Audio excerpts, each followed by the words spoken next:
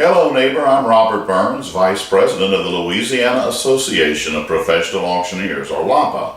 Wanted to take just a moment to go over one little small segment of the Louisiana Auctioneers Licensing Board meeting of Tuesday, March the 10th of 2015. And it entails a segment in which Miss Jenna Linn, who is the assistant for Larry S. Bankston, she is his associate attorney. And she sat in for Larry, or she may become the attorney that will be attending these LALB meetings going forward. Now, interestingly enough, during my public comment, shortly after I got out the acronym FBI, which we all know is an acronym for Federal Bureau of Investigations, and I was going to make some commentary with regard to a current investigation, or an investigation that's been conducted by the LALB, and how it would have stood up to those type standards, because I was a federal fraud investigator from the period of 1990 through 1996 with the FDIC, and we worked closely with the FBI. But if you'll notice, shortly after, and I didn't remove 1 second of the clip, it's a 43-second clip you're about to watch, but if you'll notice, Miss Linn decided the reference to the FBI got to be a little bit sensitive, okay? And I wanted to take a moment to just explain to the viewership as to why Miss Linn may have a bit of added sensitivity to that acronym FBI. And it's a fairly simple explanation, as many of you would know, not all of you watching this video, because we get new viewers all the time. So I will go ahead and repeat some things that some of you have heard before. But many of you will be aware of the fact that Larry Bankston, who serves as General Counsel for the LALB, is a former state senator from the state of Louisiana, and his career ended in a unceremonious fashion, in that he was sentenced to federal prison for accepting a bribe during his tenure as a Louisiana State Senator. But and he served 33 months in prison, in federal prison, as a result of that conviction for accepting a bribe. But what's critical in that? I mean, you don't just walk in and say, okay, you're guilty, end the ballgame.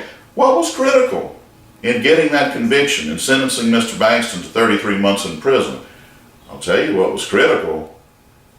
FBI wiretaps. That's what was critical. Now, what were some of the things divulged on those FBI wiretaps? Well, Mr. Bankston was convicted for basically trying to disguise the bribe he was being paid by accepting funds for a condo rental in Gulf Shores, Alabama, and then telling the gentleman or gentlemen, Fred Goodson for one, specifically, look, you're going to pay this for the rental, and then you're just not going to stay there, okay? In fact, I believe Mr. Bankston may have been there on one of the weekends that the FBI was monitoring the situation, and he was using the condo himself during the same period it was allegedly leased out to Mr. Goodson. But interestingly enough, when they conducted those wiretaps, Mr. Bankston's wife made the following statement on those FBI wiretaps. She said, "We need to do more of these no-stay condo rentals. They'll pay the mortgage for our condo." Okay? So what you're dealing with is a situation where Mr. Bankston and his wife felt that because of his stature as chairing a committee that oversaw gambling legislation, and he promised Fred Goodson he would stall legislation that would have been adverse to Mr. Goodson. And so what was the id quo pro for that situation? It was, well, you're gonna rent my condo, but you just won't stay there. Not a real great disguising of a bribe, Mr. Bankston, but it's indicative of the kind of cute little techniques that sometimes can be deployed by those trying to conceal illegal activities. And I would submit to you that many times the LALB gets cute in ways they try to avoid public disclosure, public analysis. So in that regard, perhaps they may have hired a good attorney, but you know, the end result for him was not so great some years ago. Additionally, on those wire taps, and this was in the book Bad Bet on the Bayou by Tyler Bridges. It's an excellent book that I would highly recommend you reading.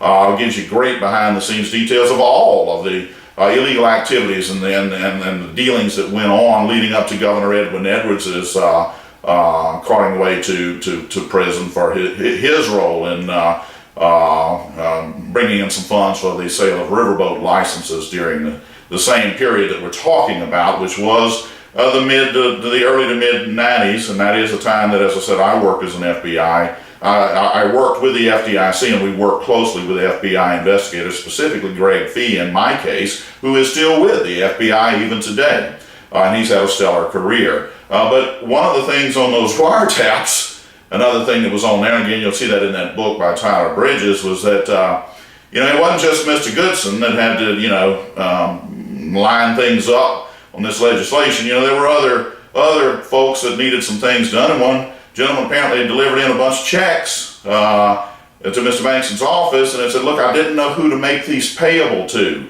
And Mr. Bankston was recorded to have said, don't worry, we'll take care of that. So, okay, just leave some blank payees on there on the checks, and we'll take care of taking care of the folk who need to get taken care of. So I wanted to now you're going to see the 43-second clip, but I wanted to give you just a little bit of background as to why Miss Linn, Larry Bankston's associate attorney, would be a tad sensitive to reference to the FBI. What's perplexing is there's about a 20-second lag between my reference to FBI and her saying she deemed my comments inappropriate.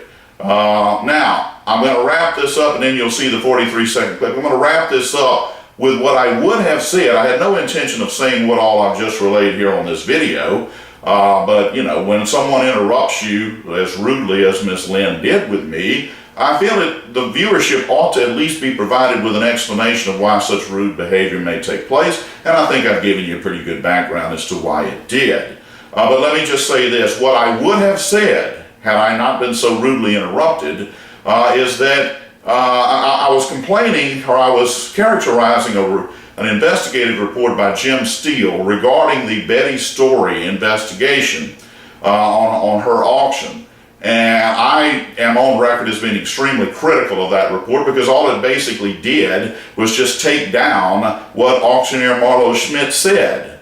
And my point was that had Mr. Steele been up in Arlington, Virginia, in the training they put you through, you work with FBI agents, he would have been sent back after 1 week, if he survived even a week.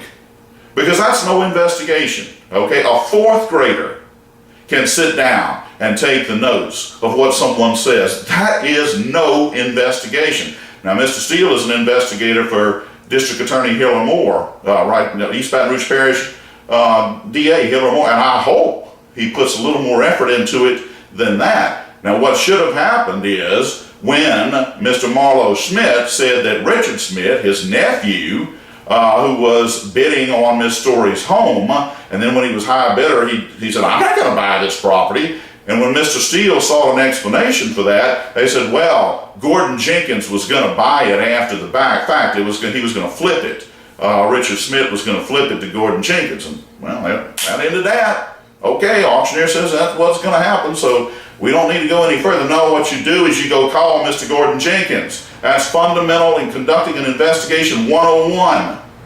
You go call Gordon Jenkins and you see if he will corroborate the statement made by Marlo Schmidt.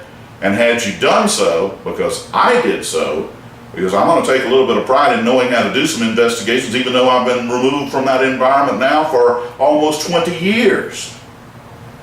But I called Gordon Jenkins, and we used his testimony at trial, because he said, I don't need anybody to do my bidding for me. And not only that, I was bidding on the property. He said he was. And he said he dropped out when it reached a level he was no longer comfortable with it. He said, why would I have somebody else resume the bidding on my behalf? So I've now gotten to complete the commentary that Miss Linn so rudely interrupted me and did not permit me to complete. But I also wanted to provide you with a little bit of background as to why she would recoil so at the reference of that acronym FBI. So now I welcome you to take a look at that 43-second clip, not 1 second of it removed, in which you'll see Miss Linn decide that she's going to cut me off on my public comment. Hope you enjoy the other videos associated with that meeting as well. Once again, this is Robert Burns, Vice President of the Louisiana Association of Professional Auctioneers, and we thank you for tuning in. Go back to that investigative report, which I felt was quite deficient. You know, and I'm just going to say, you know, as most of you know, I was a fraud examiner for the FDIC for 6 years.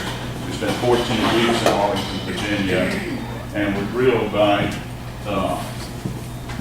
we have FBI agents that we work with, and quite simply, if all you're going to do is take down what someone says, a fourth grader can do that. And I specifically referenced Gordon Jenkins and the fact that, oh, well, Mr. Burns, I'm going to ask that you stay in connection with the actual story of litigation or the request for additional hearing.